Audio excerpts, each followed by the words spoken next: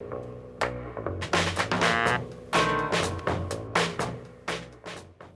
everybody, I'm trademark attorney Josh Gerben. The very first question on any trademark application is who will the owner of the trademark be? And this is an incredibly important question to get correct, because if you answer it incorrectly, the resulting registration can be completely void and worthless. So to get started, let's talk about who can own a federal trademark registration in the US. So here's the typical list of owners for a trademark registration in the United States. The first is an individual. So this could be a US citizen. It could even be a citizen from another country. The next is a corporation, an LLC or a limited liability company. A trust can own a trademark, a partnership, a joint venture, and even an estate can own a trademark. So as you can see, there's a lot of options. So which one should you pick? Typically, the owner of your trademark should be the person or entity that controls the trademark. This means that actually sells the products or offers the services associated with the trademark, or owns the trademark and licenses that trademark to somebody else or another company and still controls the trademark through that licensing agreement. So this question is so important to get right, because what can happen is you can fill out the application, list whatever owner you want.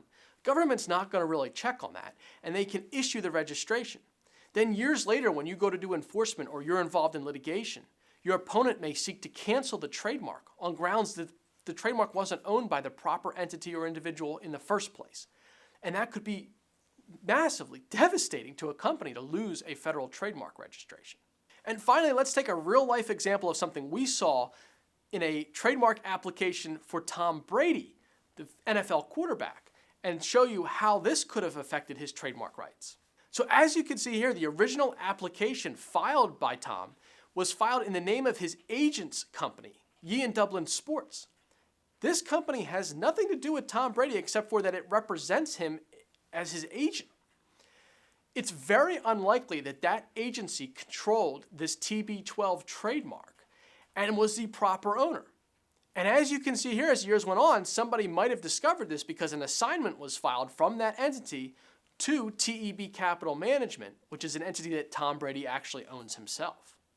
So even though that assignment was filed, if there's ever enforcement around this mark, it could be possible for the opponent to go in and try to cancel these registrations on grounds they were never owned by the proper entity to begin with.